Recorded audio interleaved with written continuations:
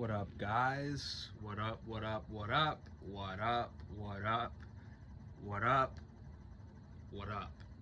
In today's video, I wanted to talk about, is processed food good or bad for health and fitness? Because a lot of people think processed food is bad, but I actually don't think it's bad. And I want to talk about why in today's video, because this video could save your life. So watch carefully. Alright, so why is it that I don't think processed food is as bad as people say it is? Well, the reason why is because when I tell people what kind of food to eat, I usually don't tell them to avoid processed food. These days, I don't really say that anymore. I try not to say it. What I tell people to avoid is junk food, crap food, shitty food. And the reason why is because, what is the word process? It means the food has gone through a process. And not all processes are bad.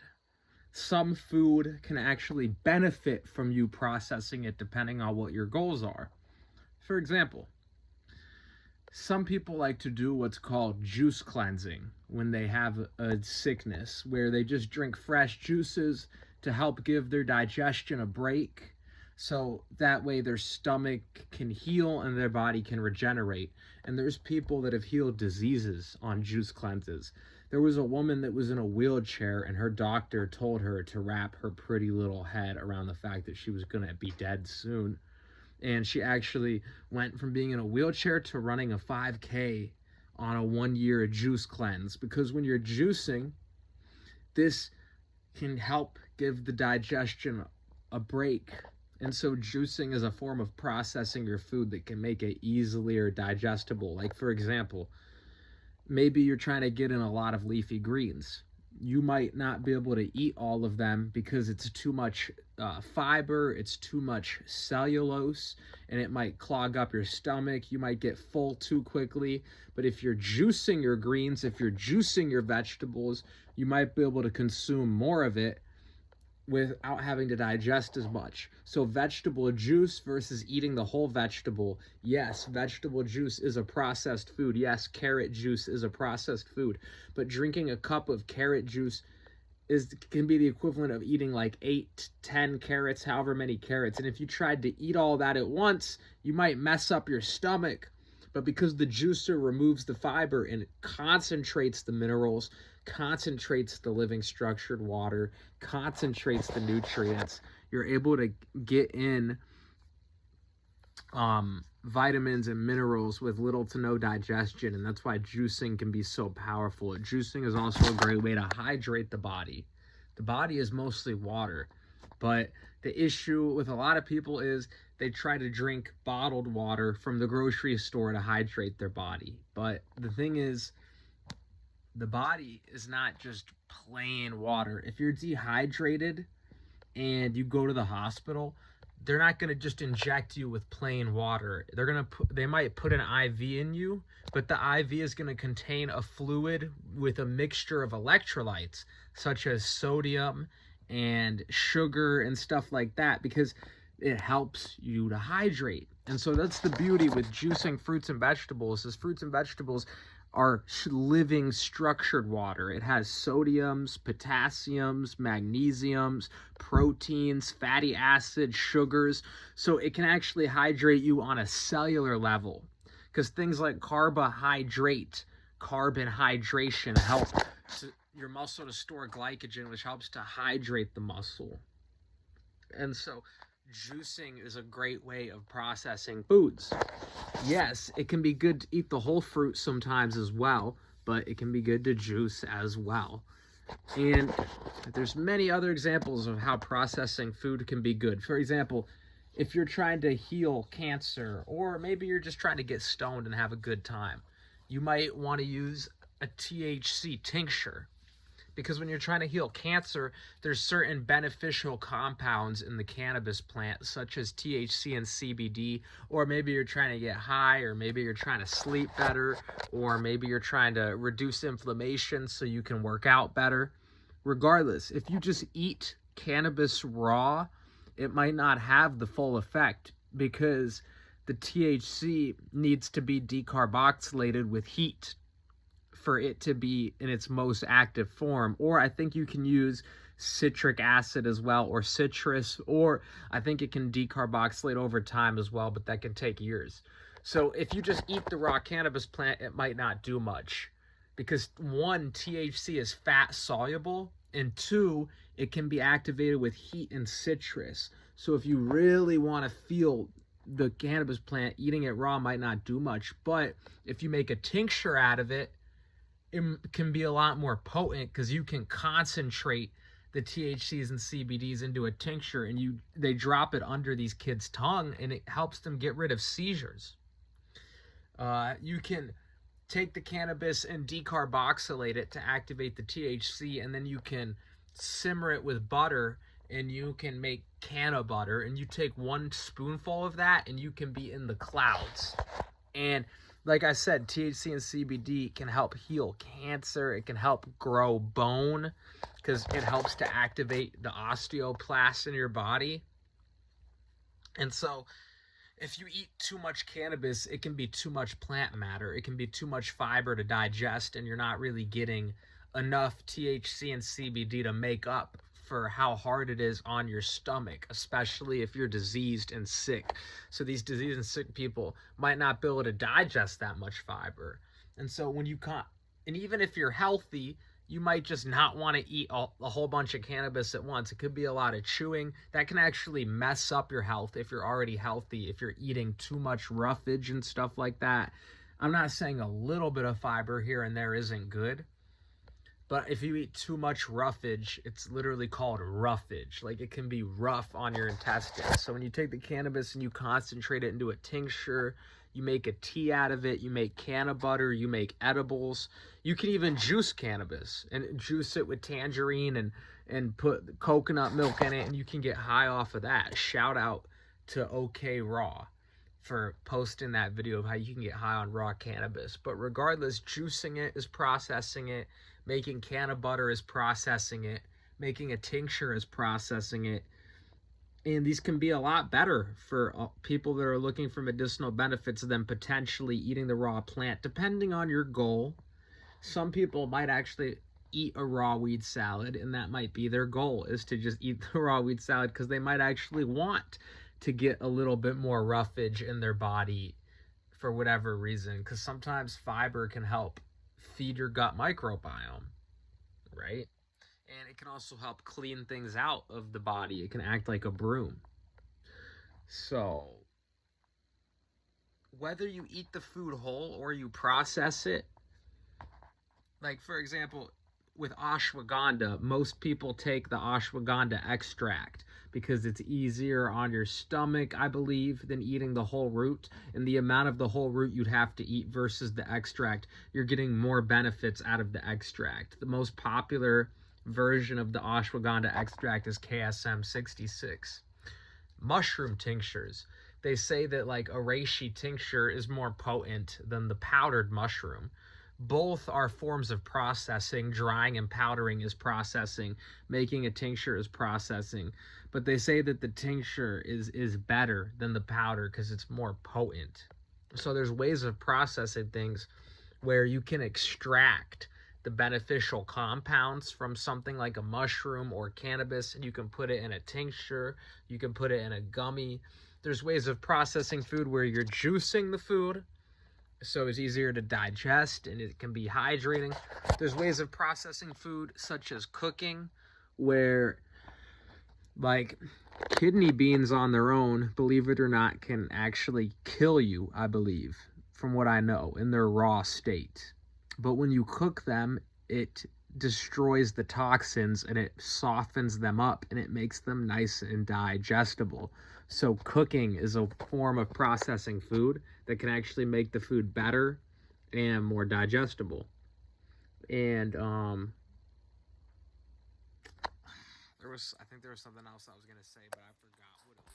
But basically, the point that I'm trying to make is that, hold on a second, I'm gonna see if I can remember this.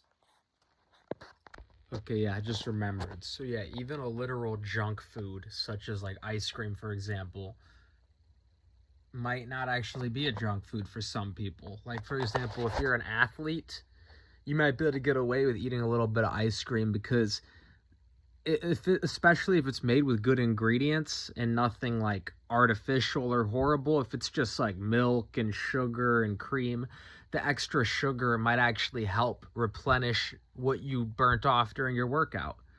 So sometimes you're processing the ice cream, you're adding sugar to it, you're adding cream to it. The extra fat might actually help athletes in some instance get in enough calories. So sometimes processing can be beneficial because, like, if you think about ice cream versus regular milk, ice cream might be more calorically dense. It might have more sugar in it, stuff like that. So it might actually be better for certain people depending on your goals. An athlete might be trying to bulk and he might go for some ice cream instead of a glass of milk, or he might have both to get in extra calories. And so certain processed foods, I'm not saying like certain ice creams have a bunch of crap in them, but I'm saying if it's like a good high quality ice cream, like that might be beneficial to some people in some ways because of how it can be calorically dense. And so that's what I'm saying, guys, is like I don't think processed food is bad, and I think that's a huge problem with the health community is people say like processed food is bad, but the word processed is such a vague term. It doesn't imply how the food is processed. Is it you taking weed and processing it into a tincture so you can heal people of cancer? Are you taking greens and juicing them so that your kid can digest them easier and get more vegetables in? Are you taking beans and cooking them so that way they're more digestible? Are you eating organic ice cream? Yeah, it might have a little bit of sugar and cream in it, but it's all natural ingredients. Or are you just eating straight up McDonald's? Are you just eating straight up like Doritos? There's a difference between processed food and just junk food, just straight shitty food. And I wanted to make a video about this topic because I genuinely believe that processing food is very beneficial in a lot of ways for a lot of people. And I genuinely believe that processing food can help humanity evolve and heal because it can allow us to create new things like a green juice out of greens, or a THC tincture out of the cannabis plant, or black bean soup out from raw black beans, which raw black beans are basically indigestible. And so I believe that processing food can be extremely beneficial. And I believe that the amount of processed food someone eats and the way that they choose to process their food can be personal to them and their own goals and needs. And so I think there's a difference between processed food and junk food and shit food. And I think a lot of the food in the grocery store, the problem is not that it's processed, because I don't have a, I don't think there's anything unhealthy about raw ice cream from the Amish farm. I don't think there's anything unhealthy about a fruit smoothie, which is technically processed because they might have juiced the fruit, they might have blended the fruit. But it's just the way that it's processed.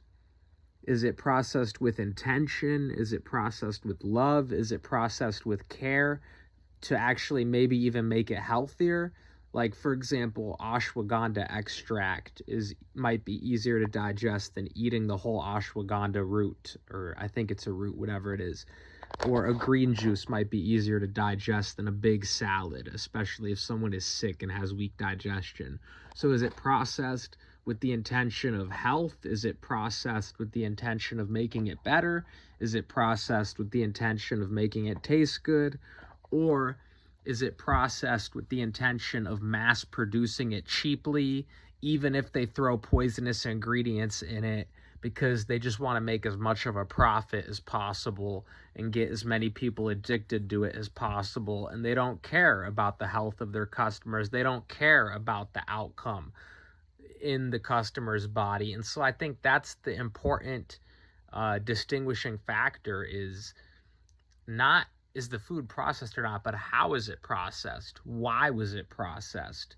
What's the intention of the company? What is the morals and ethics of the company from whatever food you're buying? And I think if we pay attention to these deeper questions, it'll get us a lot further than just avoid processed food, because no one really knows what that means. And processed food isn't bad. I just explained in this video, it's not bad. It's the way it's processed that determines if the food is good or bad for you. And it's how it was processed, and it's the intention, morals, and ethics of the company. Is the company willing to put whatever poison in to save as much money at any cost, no matter how many people get cancer from it? Or is the company genuinely trying to make healthy products that heal the soil, heal the planet, and heal the people? And is the company processing the food for our benefit, or is the company processing the food for their benefit at the expense of our health? And I think those are the questions we need to be asking, because processed food is not bad, guys. I just explained that in this video. There's healthy ways to process food, and there's unhealthy ways, and it's up to us as humans to learn how to do things in a beneficial way, because God gave us the ability to cook our food. God gave us the ability to juice our food. God gave us the ability to process our food so we can make new amazing things like medicine, tinctures, and evolve the human species. But with great power comes great responsibility. And so the question is not whether our food is processed or not, but the question is whether or not, if it was processed, is the way it was processed beneficial for the result we're trying to achieve? And if it is, then maybe it's a good thing that it's processed. Or maybe you can just eat the whole food if you don't feel it needs to be processed. Maybe you pick the mango from the tree and you're okay with eating it as is. Or maybe you want to process it into a mango juice. Or maybe you want to process it into mango ice cream. No matter what you do with the mango, as long as you're not hurting anyone and you believe it's benefiting your body, I believe processed or not doesn't matter and doesn't make a difference. So I hope you guys enjoyed this video. Let me know what you guys think of this video. I just really wanted to make this video to clear up some confusion, because I feel like there's a lot of confusion within the fitness industry. And I probably have a lot more videos to make in the future, because there's always more bullshit coming out in the fitness industry. There's always someone else that wants to take someone else's money out of their bank account. And I don't even want to say that, because words are powerful and I don't want to manifest that into reality. So maybe there isn't always someone else. Maybe there is a world where everyone is honest and authentic and trying to actually give you the right information. But unfortunately, that's not the world that I've observed so far. So, as the uncle you never had warning you about how the fitness industry really is, I'm just warning you, a lot of what's on the internet these days is crap. And a lot of people these days, unfortunately, care more about what's in your bank account going into their bank account than if your health is actually improving or not. And so a lot of people come online and try to sound confident because they want to get their coaching business running, but the information they actually give out is just complete crap. And so that's one of the main problems with the fitness industry. And that's a big reason why I made this video, is because there's just so much myths going around that I want to clear up. And so if you enjoyed this video, comment below. Let me know what you guys want to see next. Thanks for tuning in. If you want one-on-one coaching, feel free to shoot me a DM or comment below. I love you guys. Thanks for tuning in. And until next one, I'm out. Love and